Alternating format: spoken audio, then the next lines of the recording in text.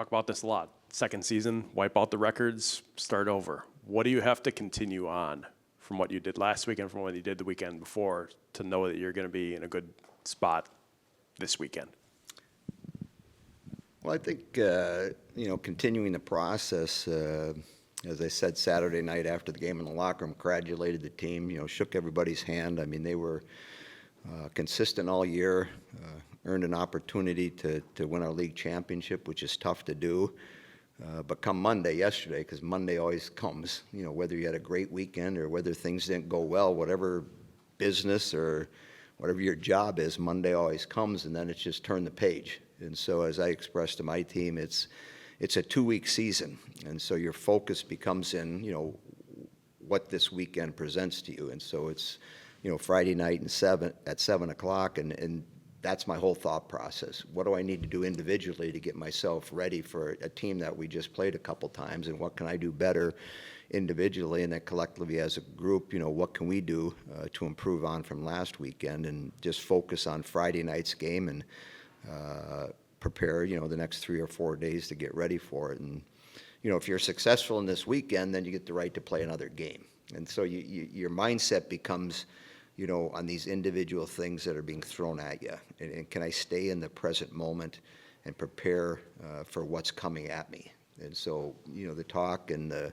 evaluation and things that we deal over the next couple of days is about what can we do to really come out Friday night and play at a high level.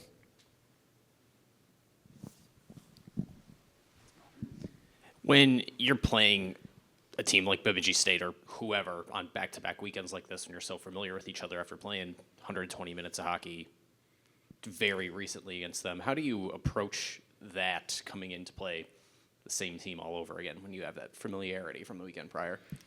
Yeah, so as you get prepared last weekend, you're showing video of what they've done in their prior games and their tendencies and what they, tend to do. And now you play them twice, and an opportunity. Are they going to make adjustments? Are they going to change anything that they do in their structure?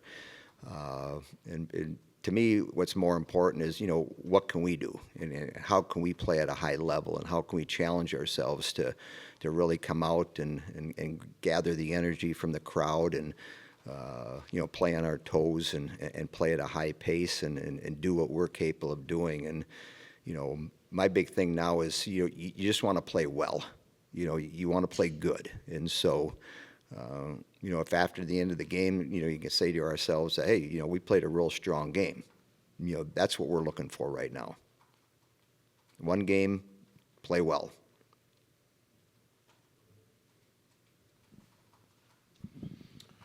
Seeing Kirsten score 3 on Saturday, I know that had to be good for her confidence going into the playoffs, because they haven't been going in as many as they were last year, but they're still going in important spots. How big is that for you to have that going and everyone kind of reaching a high level as they get into the playoffs here? Yeah, for her, if you're a goal scorer and you're scoring goals, that helps with your confidence. The one thing about her game is, for a stretch there, she was getting chances, the puck's not going in, but the one thing about her game is she's a really good passer. And so, you look at Casey's season, you look at Layla's season, you look at the power play and some of the things she's able to do. So, you look on the left side where it says goals, the number may not be what it was last year, but, then you look at these assists and some of the things that she's able to do and, working continuously to try to become a better 200-foot player. So, and at this time of year, as we've already talked about, your good players have to be your good players. They're the ones that have to lead you. They're the ones that have to come out with that energy. And so for Kirsten, to come away from last weekend with a very productive weekend, especially Saturday scoring a hat trick, that should take her confidence up a little bit, and hopefully she comes out Friday and plays at that same level. Mark, Casey is just 5 points away from breaking Hillary Knight's all-time program record for points. She was a Patty Caz finalist last year and seems to be even better this year. Just how valuable is she to have on this team, and just how incredible are all the things she can do, including that passing like you were talking about? Yeah, her numbers, are are amazing from the standpoint that, she's in the same breath with Hillary and a chance to maybe go by it. And so, you know, I don't think 5, 6, 7, 8 years ago we'd be, you know, in a conversation.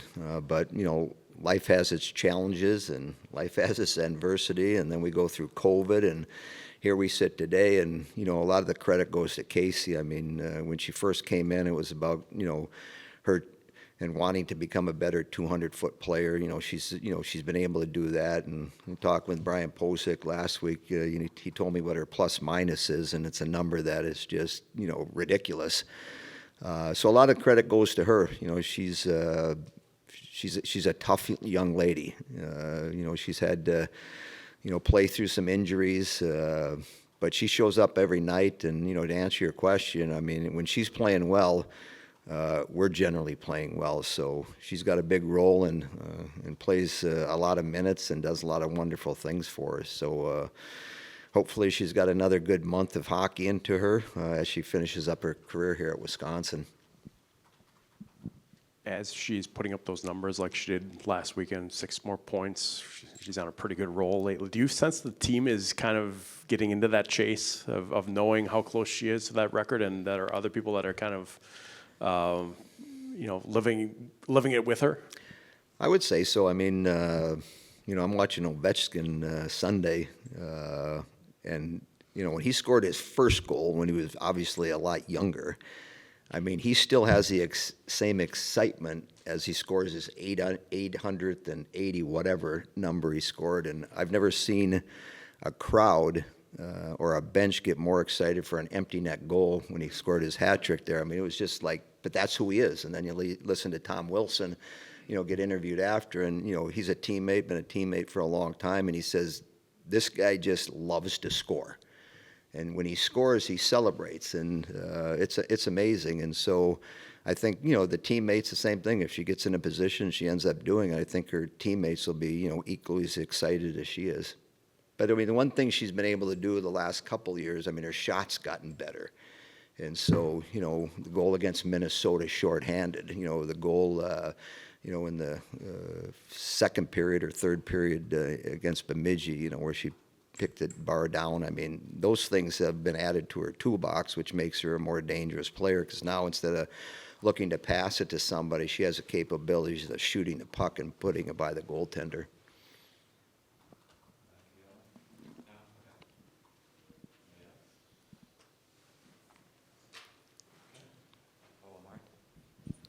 Your decor has had to go through a lot of changes, injuries, absences, people going in and out of the lineup. How have they held up through that, and what can you tell us about what might be ahead this weekend as far as who might be available or not? Yeah, I wish I knew. If you know, let me know. Yeah, so, you know, you make adjustments on the fly, and then, you know, that mentality of the next player up. So, you know, in games this weekend, you know, you played Layla on defense a little bit, and you know, she's had some experience with the national team early in the season. She's had some, you know, some experiences back there. But, you know, as I told her yesterday, you know, whether it's with us playing forward or defense, or if you go to the national team defense, just you line up and play hockey.